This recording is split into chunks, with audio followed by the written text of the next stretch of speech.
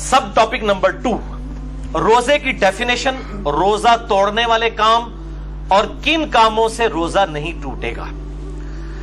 मेरे भाइयों, अस्सौम अरबी जुबान के अंदर कहते हैं रुक जाने को, किसी काम से रुकने को, और शरीयत की इस्तिलाह में तुलुए फज्र यानी खत्म सहरी, फजर का वक्त दाखिल होने से लेकर गुरूब आफ्ताब तक नफसानी ख्वाहिशात और खुसूसन खाने पीने से और बीवियों से इज़दवाजी ताल्लुक कायम करने से रुक जाना, यह कहलाता है अस्सौम, रोजा। इस हवाले से डिटेल्ड डिस्कशन पिछली दफा मैंने की थी, सूरतुल बकरा का पूरा रुकू नंबर 23 कवर किया था। अब रोजा जो है वो किन कामों से टूटता है, उस हवाले से सूरतुल बकरा की आयत नंबर 183 से 188 में 187 नंबर आयत के अंदर मैंने पिछली दफा डिस्कशन की थी, जिसका नतीजा यह है कि मेनली 2 चीजों से रोजा टूट जाएगा। नंबर 1, खाना पीना या जिस्म में कोई चीज दाखिल करना, खा वो टीके की शक्ल में रग में हो या खाल में हो या मैदे में कोई चीज टपका दी जाए। और नंबर 2, बीवियों के साथ इज़दवाजी ताल्लुक को कायम करना। और सही बुखारी में इसको सपोर्टिव एक तालीकन रवायत मौजूद है, जिसकी सही इस्नाद अल मुसन्नफ इब्न अबी शैबा में और बाकी किताबों में आपको मिल जाएंगी। बहरहाल बुखारी में इमाम बुखारी 1938 नंबर हदीस की हेडिंग में ये लेकर आए हैं। इब्न अब्बास का कौल, वो फरमाते हैं कि रोजा जिस्म में कोई शय दाखिल करने से टूटेगा, कोई शय निकालने से नहीं टूटेगा। बिल्कुल एक कैटेगोरिकल डिसीजन उन्होंने कर दिया। कोई चीज निकलेगी उससे रोजा नहीं टूटेगा। पेशाब निकला या कै किसी को आ गई, इसी तरीके से खुद ब खुद इहतलाम नाइट फॉल वाला मसला हो गया, उस हवाले से रोजा नहीं टूटेगा। अलबत्ता एक एक्सेप्शन है जो औरतों के मेंसेस के हवाले से है, वो रोजा उसी वक्त टूट जाएगा और उसकी कज़ा जो है वो बाद में करनी होगी। तो इस हदीस के तहत कि जिस्म में चीज दाखिल करने से रोजा टूट जाएगा, टीका हो, ड्रिप हो या ब्लड डोनेशन हो, खून किसी को देना हो, किसी ने यानी खून लगवाया अपने जिस्म के अंदर, या सिगरेट पीना हो, इन सब चीजों से रोजा टूट जाएगा। अलबत्ता एक थोड़ी सी आसानी एक्सेप्शन के तौर पर अगर दी जा सकती है, तो जो दमे के दायमी मरीज हैं उनके लिए इनहेलर का जो इशू है। बाकी जो वक्ती तौर पे मरीज हैं उनके लिए तो है कि वो रोजा छोड़ दें और उसको जो है वो ना रखें, उसकी जगह फिदिया दे दें। वो इंशाल्लाह अगली दफा आएगा। जो वर्स्ट कंडीशन है या किसी को वक्ती तौर पर कोई रोजा जो है वो छोड़ना पड़ गया या तोड़ना पड़ गया, तो बाद में उस एक रोजे की कज़ा कर ले। लेकिन जो ये दायमी मरीज हैं, जिनको सांस का मसला है, दमे का प्रॉब्लम है और वो इनहेलर यूज करते हैं, उनके लिए एक एक्सेप्शन इज्तिहादन दी जा सकती है उस हदीस के तहत जो बुखारी और मुस्लिम दोनों में है। मिशकात में है 3724 कि आप सल्लल्लाहु अलैहि वसल्लम जब भी किसी सहाबी को कोई पोस्ट देकर गवर्नर बनाकर, खुसूसन इसमें आता है माज़ इब्न जबल और अबू मूसा अशरी को भेजा और इसके अलावा बाकी असहाब को भेजते, तो उनसे 3 बातें इरशाद फरमाते हैं। नंबर 1, लोगों के लिए आसानी पैदा करना, तंगी ना करना। नंबर 2, खुशखबरी सुनाना, नफरत ना दिलाना। नंबर 3, इत्तफाक रखना, इख्तलाफ ना करना। लेकिन ये इत्तफाक जो है वो झूठ की बुनियाद पर नहीं होना चाहिए, इल्मी दलाइल की बुनियाद के ऊपर। ये ना हो कि वो इत्तफाक के चक्कर में आप तौहीद के ऊपर भी, खत्म नबूवत के ऊपर भी कंप्रोमाइज कर लें। ये वो इत्तफाक नहीं है, वो फसाद है। तो इस हदीस के तहत इनहेलर वाला जो इशू है, इसके ऊपर उलमा की 2 राय हैं और मैं भी ये समझता हूं कि जो उलमा कहते हैं कि रोजा नहीं टूटता, वो राय ज्यादा मजबूत है, क्योंकि एक परमानेंटली एक बंदे के साथ इशू लगा है। और अगर वो कहते हैं रोजा टूट जाता है, फिर जिन लोगों का ये मौकिफ है कि इनहेलर से रोजा टूटता है, उनको फिर बिल्कुल मैदान अमल में उतर के ये कहना चाहिए कि जो दमे के मरीज और इनहेलर यूज करने वाले मरीज हैं उन पे रोजा फर्ज ही नहीं है, वो सिर्फ फिदिया दिया करें, तो फिर उनका इज्तिहाद मुकम्मल होगा। मैं उनके साथ हूं, जुरत करें ये कहें फिर कि उन पे रोजा नहीं, जुरत करके कहें ना। जब वो इनहेलर वाला इशू है तो कभी भी रोजा नहीं रख सकता, क्योंकि उसके साथ प्रॉब्लम रहता है कंटिन्यूसली। तो यही कहें कि फिर वो रोजा ना रखे, फिदिया दे, तो बिल्कुल ये इज्तिहाद भी एंडोर्स होगा, इसके ऊपर कोई फतवा नहीं होगा अगर कोई इज्तिहाद के साथ ये मामला करता है। इसी कॉन्टेक्स्ट में जो खून देना है, डोनेट करना है, ब्लड कोई दे किसी को, अपना खून निकाले, तो जाहिर है वो निकल रहा है और वो इब्न अब्बास का कौल है कि निकलने से कोई चीज रोजा नहीं टूटेगा। تو اس حوالے سے بخاری اور مسلم کی ایک حدیث ہے مشکات میں 2002 کہ ابن عباس کہتے ہیں کہ نبی صلی اللہ علیہ وآلہ وسلم احرام کی حالت میں بھی اور روزے کی حالت میں بھی الحجامہ یعنی پچھنے لگوایا کرتے تھے، جسے ہم کپنگ کہتے ہیں. یہ طریقہ علاج ہے جس میں خون نکالا جاتا ہے. تو روزے کی حالت میں آپ صلی اللہ علیہ وآلہ وسلم خون نکلوا لیا کرتے تھے.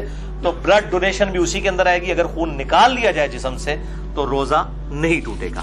البتہ اس میں ایک ایکسیپشن ہے، وہ صحیح بخاری میں حدیث ہے مشکات میں 2016 کہ انس بن مالک سے پوچھا گیا کہ آپ لوگ روزہ دار کے جو پچھنے لگوانے ہیں الحجامہ، اس کو نبی صلی اللہ علیہ وآلہ وسلم کے دور میں مکروہ کیوں جانتے تھے؟ تو انس بن مالک نے کہا کہ ہم اسے مکروہ نہیں جانتے تھے، یہ بالکل ٹھیک ہے، ہاں مگر کمزوری کے سبب. اگر کسی کو یہ خطرہ ہو کہ وہ جب بلڈ ڈونیٹ کرے گا تو اتنی کمزوری ہو جائے گی کہ بلڈ پریشر اس کا ڈراپ ہو جائے گا اور روزہ نبھا نہیں سکے گا، تو ایک حدیث میں آتا ہے کہ آپ صلی اللہ علیہ وآلہ وسلم نے بھی پچھنے لگوانے کے بعد روزہ افطار کر لیا. اگر کمزوری والا معاملہ ہو تو پھر آپ روزہ توڑ سکتے ہیں اور اس کی ایک قضا کریں گے، اس میں کوئی گناہ بھی نہیں ہوگا. ظاہر مجبوراً ہی کسی کو بلڈ ڈونیٹ کیا جاتا ہے. اس حوالے سے صحیح بخاری میں تعلیقاً ایک روایت ہے مشکات میں 2017 کے ابن عمر روزہ کی حالت میں حجامہ کروایا کرتے تھے پھر چھوڑ دیا، یعنی جب بوڑھے ہو گئے کمزور ہو گئے تو پھر وہ رات کے وقت میں الحجامہ کروایا کرتے تھے، پچھنے لگوایا کرتے تھے. اب اسی پہ جو کہہ والا ایشو ہے وامٹنگ کا، الٹی کر دینا جسے ہم کہتے ہیں اپنی مادری لینگویج میں، وہ بھی ہوگا کہ اگر کسی پہ کمزوری طاری ہو جائے الٹی کرنے کے بعد تو ٹھیک ہے وہ روزہ اپنا اسی وقت کھول لے، بعد میں ایک قضا کر لے. اور اگر اس کو خود بخود جو الٹی آئی ہے، کہہ آئی ہے، اس کے بعد وہ روزہ چلا سکتا ہے، چلائے، کوئی روزہ نہیں ٹوٹے گا کیونکہ جسم سے چیز باہر نکلی ہے. صحیح بخاری 1938 کی ہیڈنگ تعلیقاً کہ نکالنے سے کوئی چیز روزہ نہیں ٹوٹے گا. کہہ کا مسئلہ جو ہے جامعہ ترمذی، سنن ابی داؤد اور مشکات میں 2008 ہے کہ نبی صلی اللہ علیہ وسلم کو ایک دفعہ کہہ آئی تو آپ نے روزہ افطار کر لیا، یعنی کھول لیا. کہہ آئی تو روزہ کھول لیا کمزوری کے سبب. یہ کمزوری کا لفظ میں کیوں بول رہا ہوں؟ کیونکہ صحیح بخاری میں موجود ہے تعلیقاً 1938 کی ہیڈنگ کے اوپر حضرت ابو ہریرہ کہتے ہیں جب کوئی شخص کہہ کرے تو روزہ نہیں ٹوٹتا کیونکہ اس سے تو چیز باہر آتی ہے، اندر نہیں جاتی. اور ابن عباس کا بھی قول ساتھ موجود ہے کہ روزہ ان چیزوں سے ٹوٹتا ہے جو جسم کے اندر داخل کی جاتی ہیں، نہ کہ ان چیزوں سے جو باہر نکالی جاتی ہیں. ان کی پوری اسناد مصنف ابن ابی شیبہ میں اور باقی کتابوں میں موجود ہیں، بخاری میں بھی تعلیقاً موجود ہیں. البتہ وہ حدیث جو پبلک میں مشہور ہے وہ بڑی کمزور ہے. ترمذی، ابو داؤد اور ابن ماجہ میں مشکات میں 2007 کہ آپ صلی اللہ علیہ وآلہ وسلم نے فرمایا جو شخص خود جان بوجھ کر کیا کرے انگلی ڈال کے اس کا روزہ ٹوٹ گیا، اب وہ اس کی قضا بھی کرے گا. اور جس کو خود بخود آ جائے، یعنی خود نہیں اس نے کی ہے، آٹومیٹکلی آ گئی ہے طبیعت کی خرابی کی وجہ سے، تو اس کا روزہ نہیں ٹوٹے گا. یہ حدیث جو ہے اس کو امام ترمذی نے کہا یہ ضعیف ہے، اور انہوں نے کہا میرے استاد امام بخاری بھی اسے ضعیف کہتے تھے. امام ترمذی نے ساتھ لکھا اس میں حشام بن حسان مدلس ہیں اور ان سے روایت کر رہے ہیں، سما کی تصریح نہیں ہے. البتہ اس کو سپورٹیو ایک صحیح روایت موجود ہے موقوفاً ابن عمر رضی اللہ تعالیٰ عنہ سے. المصنف ابن ابی شیبہ میں انٹرنیشنل نمبر کے مطابق 9188 ابن عمر رضی اللہ تعالیٰ عنہ فرماتے ہیں جو شخص جان بوجھ کر کہہ کر دے، یعنی جان بوجھ کے انگلی ڈال کے، تو وہ شخص پھر اپنا روزہ افطار اسی وقت کر لے، اس کا روزہ ٹوٹ گیا. اور جس کو خود بخود کہہ آ جائے تو وہ اپنا روزہ کنٹینیو کر سکتا ہے. لیکن وہ بھی اگر کمزوری آ گئی تو وہ آپ حدیث سن چکے، آپ صلی اللہ علیہ وسلم کے ساتھ ایسا معاملہ ہوا. تو اگر کسی کو صبح ہی الٹی آ گئی ہے اور روزہ جو ہے وہ 15-16 گھنٹے کا، اس کو پتا پیٹ تو خالی ہو گیا، میرے تو بھوک نہ کم ہو جائے گا، تو وہ کھول لے روزہ. پھر اس کو اجازت ہے کہہ والے کو کہ وہ روزہ نہ رکھے، اور اگر وہ چلانا چاہتا ہے تو چلائے، وہ روزہ شمار ہوگا. اسی طریقے سے بعض اوقات سحری کے بعد کھٹے ڈکار وغیرہ آ جاتے ہیں، تھوڑی سی الٹی گلے میں آئی، منہ میں آئی، پھر واپس چلی گئی، اس سے بھی روزہ نہیں ٹوٹے گا. البتہ عورتوں کو جو مینسز والا ایشو ہے اس پہ اجماع ہے کہ اسی وقت روزہ ٹوٹ جائے گا، چاہے افطاری سے 1 منٹ پہلے بھی اگر ایسا معاملہ ہوا تو روزہ اس کا ٹوٹ گیا، اس ایک روزے کی قضا کرنی ہوگی. البتہ جو احتلام والا ایشو ہے نائٹ فال کا مردوں کے ساتھ، اس کی وجہ سے روزہ نہیں ٹوٹے گا. اور اسی طریقے سے اگر کوئی جنبی حالت میں کسی نے صبح کی ہے تو بخاری مسلم میں حدیث میں انشاءاللہ اگلی دفعہ بیان بھی کروں گا کہ وہ بغیر غسل کیے سحری کھا کے روزہ رکھ سکتا ہے اور فجر کا وقت داخل ہونے کے بعد بھی غسل کر سکتا ہے. آپ صلی اللہ علیہ وآلہ وسلم سے یہ چیز ثابت ہے. البتہ اگر مشت زنی والا ایشو ہوگا ہینڈ پریکٹس کا، جو مسئلہ نمبر 155 میں میں نے ڈیٹیل سے سیکس کے ایشوز بیان کیے تو وہ روزہ توڑ دیں گے, اور اس پہ اب دو رائے ہیں. کچھ کہتے ہیں کہ وہ 60 روزوں والا کفارہ ادا کریں گے, اور بعض کہتے ہیں نہیں, اس کے بدلے ایک قضا کی جائے گی, اور یہی موقف جو ہے وہ مضبوط ہے. ظاہر ہے کہ اس کو اس کے ساتھ کمپیئر کرنا جو ہے وہ زیادتی ہے, یہ اس انٹینسٹی کا معاملہ نہیں ہے. اب دوسری مین چیز جو سورۃ البقرہ کی 187 نمبر آیت میں آئی کہ دوسری جو مین چیز جس سے روزہ ٹوٹ جائے گا وہ بیویوں کے ساتھ ازدواجی تعلق والا معاملہ ہے. اسی کانٹیکسٹ میں بخاری اور مسلم میں حدیث ہے, مشکات میں 2000 نمبر ہے اس کا, کہ ام عائشہ رضی اللہ تعالیٰ عنہ کہتی ہیں کہ آپ صلی اللہ علیہ وآلہ وسلم روزہ کی حالت میں اپنی بیویوں کا بوسہ بھی لیا کرتے تھے اور گلے بھی لگا لیا کرتے تھے, لیکن آپ صلی اللہ علیہ وسلم تم سب سے زیادہ اپنی خواہش پر قابو رکھنے والے تھے. یعنی وہ اس سے زیادہ پھر آگے نہیں جاتے تھے کہ اگر کوئی اس سے بھی آگے چلا گیا اور ازدواجی تعلق قائم کیا پھر تو روزہ ٹوٹ گیا.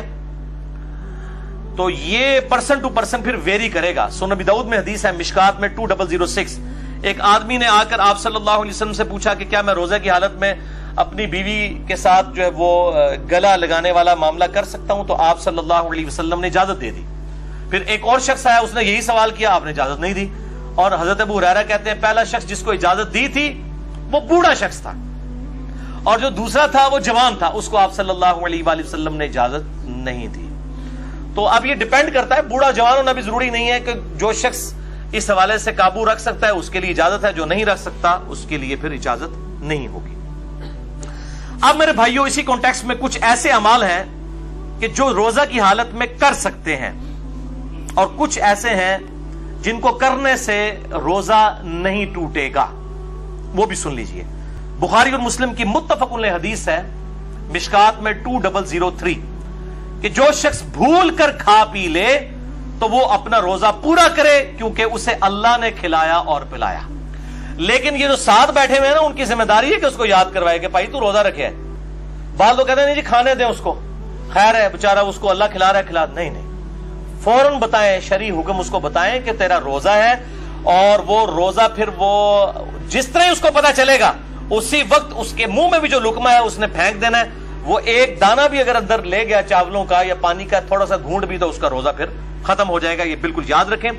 اسی طریقے سے سنن ابی داؤد اور الموطا امام مالک میں حدیث ہے مشکات میں 2011 کہ ایک صحابی کہتے ہیں کہ میں نے نبی صلی اللہ علیہ وسلم کو مقام عرج پر پیاس اور گرمی کی وجہ سے روزہ کی حالت میں سر مبارک پر پانی ڈالتے ہوئے دیکھا ہے.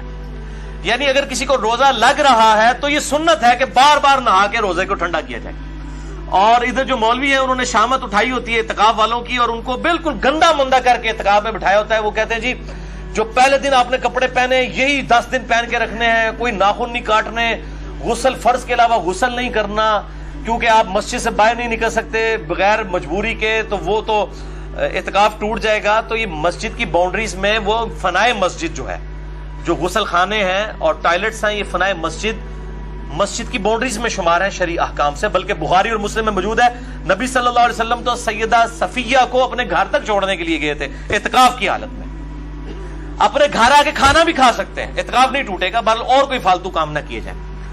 تو اسی طریقے سے اگر کوئی غسل کرتا ہے گرمی کی وجہ سے تو سنت ہے, کوئی ایسا مسئلہ نہیں, کر سکتے ہیں. بلکہ اب تو الیاس قادری صاحب نے بھی اپنا فتویٰ واپس لے لیا ہے کہ وہ کہتے ہیں جی فتاویٰ رضویہ شریف کی ایک جلد اب چھپ گئی ہے, اس میں اعلیٰ حضرت کا بھی فتویٰ ہے کہ معتکف جو ہے وہ ضرورت کے بغیر بھی غسل بھی کر سکتا ہے, وضو بھی کر سکتا ہے.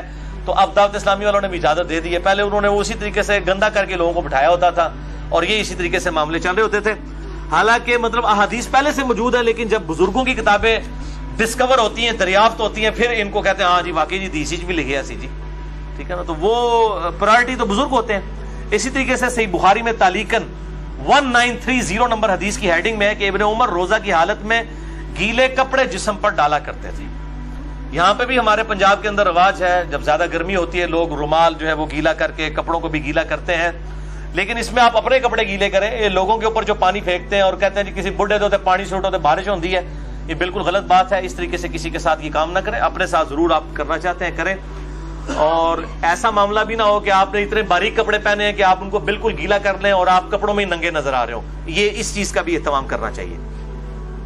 جامعہ ترمذی, سنن ابی داؤد, سنن نسائی اور ابن ماجہ میں حدیث ہے مشکات میں 405 کہ آپ صلی اللہ علیہ وآلہ وسلم نے فرمایا روزہ کی حالت کے علاوہ ناک میں خوب پانی چڑھاؤ، غسل میں بھی اور وضو میں بھی، لیکن روزے کے علاوہ، کیونکہ روزے کی حالت میں اگر ناک میں آپ نے اوپر تک پانی پہنچایا تو اگر کسی کا غسل فرض ہے تو وہ بس نارملی ناک کو جتنا آسانی سے جاتا ہے اوپر تک، بہت اوپر نہ چڑھائے، کیونکہ اگر دماغ تک پانی پہنچ گیا اور حلق میں ایسا پہنچا کہ اندر چلا گیا، دونوں صورتوں میں روزہ ٹوٹ جائے گا۔ وضو، غسل، تیمم اور استنجا کے اوپر مسئلہ نمبر 42 میرا اہل سنت پاک .com ہماری ویب سائٹ پہ دیکھ سکتے ہیں۔ اب میرے بھائیوں کچھ اہم فقہی مسائل جلدی کور کر دوں۔ صحیح بخاری میں 1930 سے لے کر 1938 تک یہ جو کل 9 احادیث کی ہیڈنگز کے اندر امام بخاری تعلیقاً لے کر آئے ہیں، اور مکمل اسناد اس کی المصنف ابن ابی شیبہ میں موجود ہے بڑی ڈیٹیل کے ساتھ، اور اکثر چیزوں کے اوپر تو ان پہ اجماع ہے۔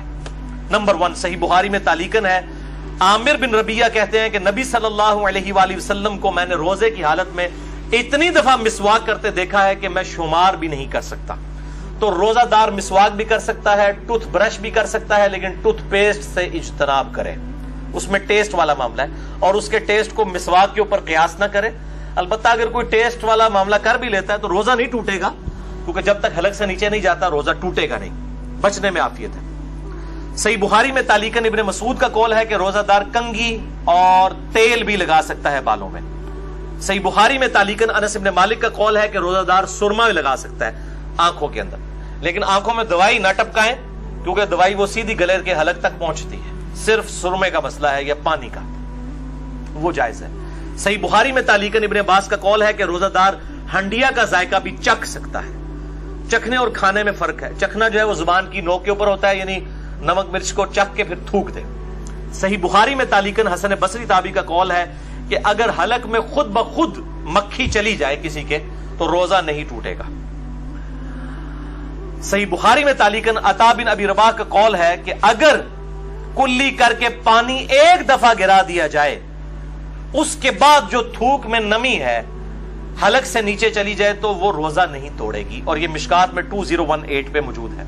بعض لوگ اتنے وہمی ہوتے ہیں، وہ جناب وضو کرنے کے بعد 10 دفعہ 20 دفعہ تھوکتے رہتے ہیں، ایک دفعہ تھوک دیا اس کے بعد جو نمی ہے وہ اندر چلی گئی، اس کی وجہ سے روزہ نہیں ٹوٹے گا۔ اللہ تعالیٰ نے لا یکلف اللہ نفسا الا وسعها، اور اس حوالے سے یہ جو شیطان کی پیروی ہے جو یہ بار بار جو لوگ اس حوالے سے کام کرتے ہیں۔ اب آخری ٹاپک نمبر 3 ہے، انشاءاللہ 5-7 منٹ میں کنکلوڈ ہوگا، باقی اگلے 5 ٹاپک اگلے ہفتے ڈسکس کریں گے، اور یہ ٹاپک نمبر 3 ہے روزوں کی قضا اور کفارے سے متعلق۔ بھائیو 2 اصطلاحات ٹرمنالوجیز کو سمجھ لیجئے۔ نمبر 1 قضا، یعنی چھوڑے ہوئے روزے کے بدلے میں ایک روزہ رکھنا۔ نمبر 2 کفارہ، شرعی پلینٹی، یعنی سزا کے طور پر اگر کسی نے جان بوجھ کے روزہ توڑا ہے اس کے لیے سزا کیا ہے۔ ایک روزہ تو رکھے گا، باقی جو اس کے لیے سزا ہے۔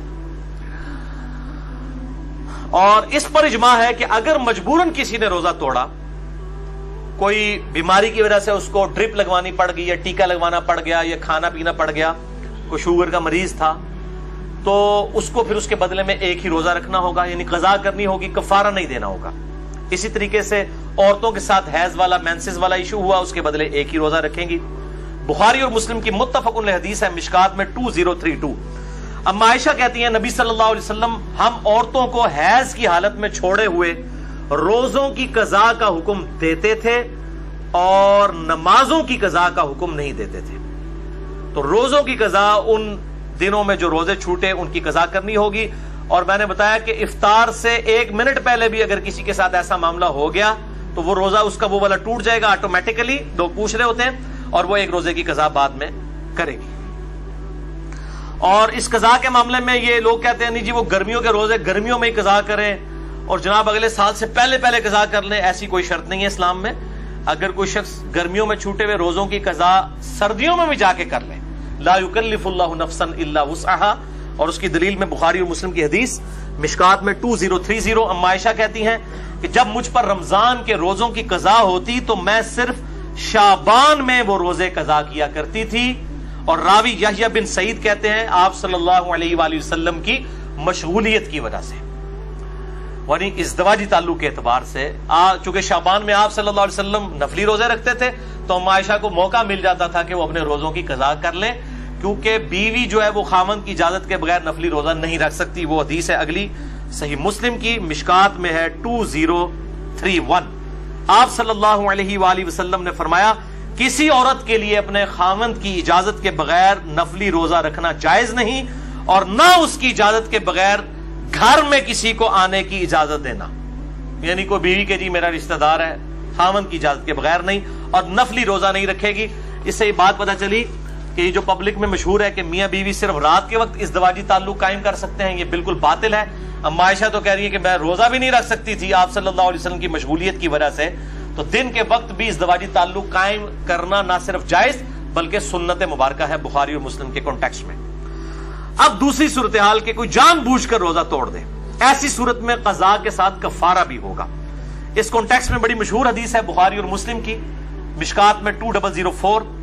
ایک آدمی حضور صلی اللہ علیہ وآلہ وسلم کے پاس حاضر ہوا، کہا یا رسول اللہ صلی اللہ علیہ وسلم میں مارا گیا، میں نے روزے کی حالت میں اپنی بیوی کے ساتھ ازدواجی تعلق قائم کر لیا، روزہ میرا ٹوٹ گیا، میں کیا کروں؟ آپ نے فرمایا کہ کیا تیرے پاس کوئی غلام ہے کہ اسے آزاد کرے؟ یہ پہلا آپشن ہے، اور ترتیب بھی یہی ہوگی. یہ آپشنل نہیں ہے 3 میں سے 1 بلکہ یہی ترتیب ہوگی. انہوں نے کہا یا رسول اللہ نہیں ہے. فرمایا کیا تو 2 ماہ کے مسلسل روزے رکھ سکتا ہے؟ عرض کیا نہیں یا رسول اللہ صلی اللہ علیہ وسلم 2 ماہ کے نہیں رکھ سکتا. ہم بھی نہیں ظاہر رکھ سکتے. فرمایا کیا تم 60 مساکین کو کھانا کھلا سکتے ہو؟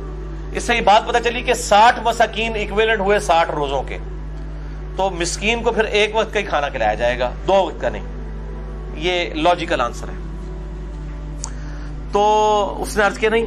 تو فرمایا تم بیٹھ جاؤ. اتنے میں کوئی شخص جو ہے وہ کھجوروں کا بھرا ہوا ٹوکرا آپ صلی اللہ علیہ وسلم کے پاس تحفتاً لے کے آیا. آپ صلی اللہ علیہ وآلہ وسلم نے وہ جو ٹوکرا تھا اس کی وجہ سے آپ نے فرمایا کہ وہ روزہ توڑنے والا کدھر گیا؟ اس کو بلا کے کہا یہ ٹوکرا تو لے جا اور اس ٹوکرے کو مدینے کے غرباء میں تقسیم کر دے، تو روزے کا کفارہ ادا ہو جائے گا. تو وہ آگے سے کہنے لگ پڑا کہ اللہ کی قسم پورے مدینے میں مجھ سے بڑا غریب کوئی ہے ہی نہیں ہے، سب سے زیادہ غریب میں ہوں. تو آپ صلی اللہ علیہ وآلہ وسلم اتنا مسکرائے کہ آپ کی داڑھیں بھی ظاہر ہو گئیں، اور اس حدیث پہ مسکرانا بھی سنت ہے. اور آپ صلی اللہ علیہ وسلم نے فرمایا کہ جاؤ تم خود ہی کھا لو، تمہارے روزے کا کفارہ ادا ہو جائے گا. لیکن یہ خاص اس کے لیے ہے، یہ نہیں ہے کہ جو بھی روزہ توڑے تو کہ جی انہیں ایڈیاں کھجورا لے آ کے میں آپ کھانا شروع کرتے کفارہ ادا ہو جائے گا. یہ اس کے لیے خاص تھا. اور اس حدیث پہ امام بخاری نے انٹرنیشنل نمبر کے مطابق صحیح بخاری میں 1936 حدیث کی لی ہے، اور اس پہ اپنا فہم لکھا ہے، باب باندھا ہے کہ اگر کوئی روزے کی حالت میں بیویوں کے ساتھ ازدواجی تعلق قائم کر لے تو اس کا کفارہ کیا ہے. اس کو امام بخاری نے عام حکم نہیں لیا کہ کوئی بھی کھا پی کے بھی روزہ توڑ لے تو اس کا کفارہ بھی ہے. کھا پی کے روزہ توڑنے کا کفارہ یہ نہیں ہے، یہ ازدواجی تعلق والا معاملہ ہے، اور ظاہر ہے وہ بہت ایک ایکسٹریم چیز ہے کھانے پینے کے مقابلے کے اعتبار سے، لہذا اس کے لیول کی سزا تو اس میں نہیں دی جا سکتی.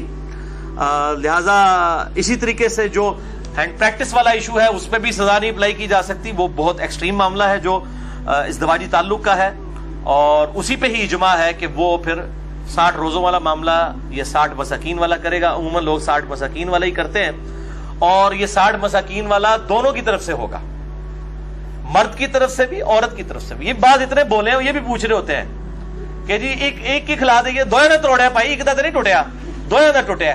یہ 60 اور 60 120 بنیں گے، اور وہ اپنے اپنے حصے کے دیں. اگر کوئی وہ اس اعتبار سے خیرات کرنا چاہتا ہے تو وہ ضرور کرے. باقی اگر کسی نے اس حدیث کے اعتبار سے کوئی رزلٹ نکالا ہے اجتہاداً کہ آپ صلی اللہ علیہ وسلم نے اس کو یہ فرمایا، تو اس میں بعض اوقات چیزیں امپلائڈ ہوتی ہیں کسی معاملے میں کہ جس نے روزہ توڑنے کا مسئلہ پوچھا ہے تو وہ اس طریقے سے. جو ملی بھگت سے معاملہ ہوا ہے اس میں تو ظاہر دونوں کو رکھنے چاہیے. اگر کسی نے زبردستی والا معاملہ کیا ہے تو پھر صرف مرد کو رکھنا چاہیے. اور بہرحال اس حوالے سے اجتہاداً کوئی بھی ایشو اڈاپٹ کیا جا سکتا ہے. اب رہا کھا پی کے روزہ توڑنا، تو اس کے بارے میں ایک ضعیف روایت ملتی ہے، اور اس کو سپورٹیو ایک تابعی کا صحیح قول بھی ہے. پہلے ضعیف روایت سن لیں. یہ روایت جو ہے وہ مقطوع ہے، مرسل ہے، چھوٹا ہوا واسطہ ہے اس کا. المصنف ابن ابی شیبہ میں انٹرنیشنل نمبر کے مطابق 9774 سعید ابن مسیب تابعی کہتے ہیں کہ آپ صلی اللہ علیہ وآلہ وسلم کی خدمت میں ایک آدمی حاضر ہوا اور اس نے کہا یا رسول اللہ میں نے کھا پی کر روزہ افطار کر لیا ہے، توڑ دیا ہے. تو میں کیا کروں؟ تو فرمایا کہ صدقہ کر، اللہ سے استغفار کر، اور اس کے بدلے میں ایک روزہ رکھ لے. لیکن یہ روایت ضعیف ہے. البتہ اس کو سپورٹو ایک تابعی کا قول صحیح سند کے ساتھ المصنف ابن ابی شیبہ میں اسی سے 5 نمبر آگے ہے، 4 نمبر آگے. المصنف ابن ابی شیبہ میں 9778 سعید ابن جبیر تابعی رحمہ اللہ تعالی سے پوچھا گیا کہ جو رمضان کا روزہ جان بوجھ کر کھا پی کر توڑ لے تو کیا کرے؟ تو انہوں نے کہا کہ وہ توبہ اور استغفار کرے اور اس کے بدلے میں ایک روزہ رکھ لے. تو کھا پی کے معاملہ الگ ہے. البتہ احناف کا یہ موقف ہے، حنفیوں کا، کہ خواہ کھا پی کے توڑا جائے یا ازدواجی تعلق سے، دونوں 60 روزوں والا اور 60 مساکین اور غلام والا ایشو ہے. البتہ محدثین کی اکثریت کا یہی موقف ہے کہ کھا پی کے معاملہ الگ ہے، اور وہ بھی جو ہے وہ استغفار بھی اسی صورت میں ہے اگر کسی نے جان بوجھ کے کیا، اور اگر کسی نے مجبوراً بیماری کی وجہ سے کیا تو صرف ایک روزے کی قضا کر لے، اور اگر اس پر قادر نہیں ہے تو ایک جو ہے مسکین کو ایک وقت کا کھانا کھلا دے فدیے کے طور پہ. انشاءاللہ اگلی دفعہ 5 پوائنٹس ڈسکس کروں گا. اللہ تعالیٰ سے دعا ہے جو حق بات میں نے کہی اللہ تعالیٰ ہمارے دلوں میں راسخ فرمائے. اگر جذبات میں میرے منہ سے کوئی غلط بات نکل گئی تو اللہ تعالیٰ ہمارے دلوں سے محو کر دے. ہمیں کتاب و سنت کی تعلیمات پر عمل کر کے دوسرے بھائیوں تک پہنچانے کی توفیق عطا فرمائے. سبحانک اللہم و بحمدک، اشہد ان لا الہ الا انت، استغفرک و اتوب الیک، وما علینا الا البلاغ المبین. جزاکم اللہ.